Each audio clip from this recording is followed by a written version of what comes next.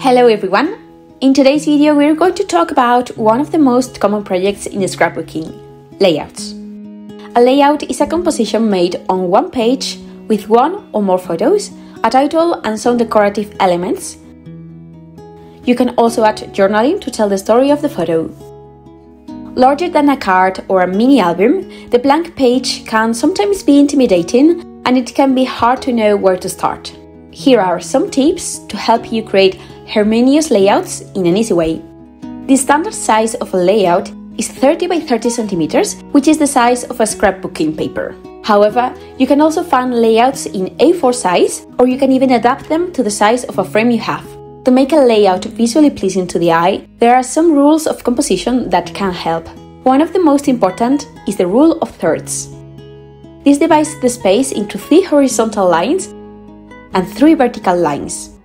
The focal points are the intersections of the lines, where the main elements, such as the photo or the title, should be placed.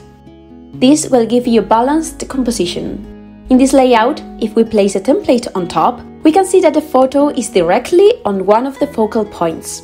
You can also use 2 of the points, as in this other layout. Another rule of composition is the visual triangle. It helps to guide the eye across the page or across groups of elements. In this layout, we can easily see the triangle that makes up the elements and unifies them. Furthermore, if we place a template on top, we can see how the photo takes up 2 of the focal points and the title another one. White space also plays an important role.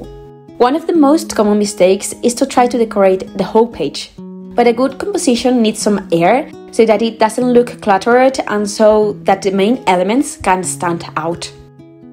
As well as the composition rules, and there are many more than those we've talked about, you can use templates or sketches like the ones we use for our scrapbooking challenges. These templates give us a pre-designed layout, so all you have to do is use them as a guide to place our elements in a layout. It doesn't have to be an exact copy. We can change the orientation, change elements, and add or remove elements. Sketching is a great way to train your eye for different compositions. Another very important aspect besides layout is volume and texture. If you glue everything flat and directly onto the paper, the layout will not be very attractive.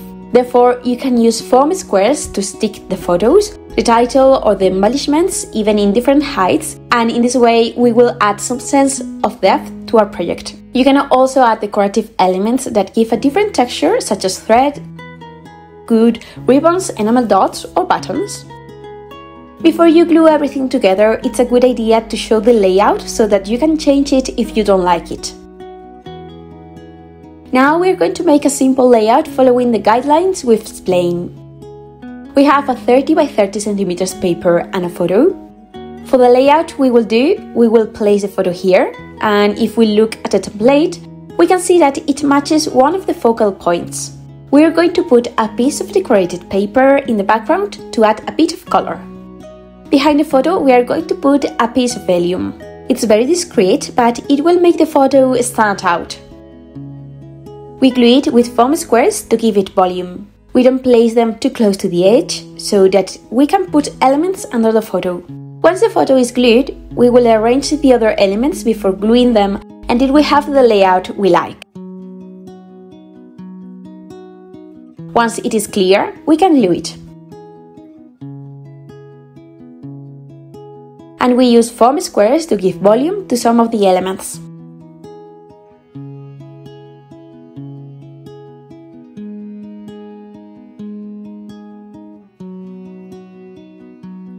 Now we add some more details. We add some puffy stickers and some gold hearts to give a shiny touch. And we cut off the excess of these flowers. And our layout is ready. We added a few more flowers and this vellum to give it more volume and texture without making it visually heavy.